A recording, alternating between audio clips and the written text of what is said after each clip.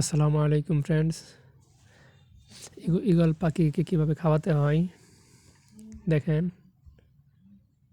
যে পুঁটি মাছ, যদি মাছ ফ্রিজে রাখেন, খাওয়ানোর আধা ঘন্টা 1 ঘন্টা আগে বাহিরে রেখে দিবেন।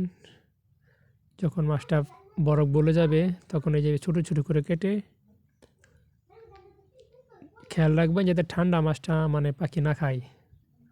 যাতে মাছটা একটু গরম হলে তারপর পাখিকে খাওয়াবেন। যদি ঠান্ডা খায় তখন মানে পাখির ঠান্ডা লেগে যেতে পারে, এমনি অসুখ হতে পারে।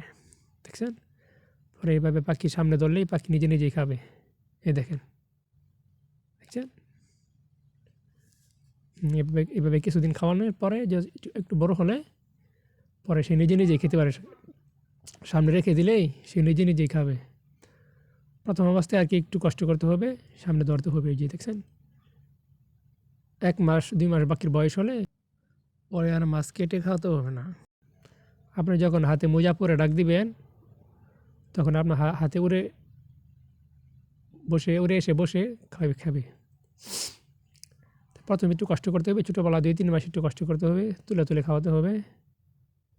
পরে একটু বড় হলে পরে আর কষ্ট করতে হবে না, খালি শুধু খাওন হাতে নিয়ে ডাক দিবেন, আর হাতে উড়ে এসে বসে একা একাই খাবে।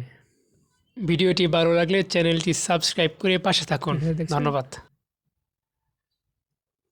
একটু বড় হলে আর মাছ কাটতে হবে না, যদি পুঁটি মাছ থাকলে পুরোটাই খাওয়াতে পারবেন।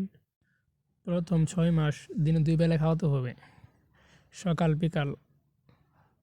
যখন পাখিটা মোটামুটি বড় হয়ে যাবে, 6 মাস 1 বছর বয়স হবে, তখন দৈনিক 1 বেলা খাওয়ালেই হবে। শুধু বিকালে খাওয়াবেন। খেয়াল রাখবেন যেন টাইমটা যেন ঠিক থাকে আর কি। প্রতিদিন এক টাইমে খাওয়াবেন, তাহলে ওই টাইমে পাখি খাওয়ার জন্য আর কি রেডি থাকবে, খাবে বেশি করে আর কি। দৈনিক বড় হওয়ার পরে 1 বেলা খাওয়ালেই চলবে।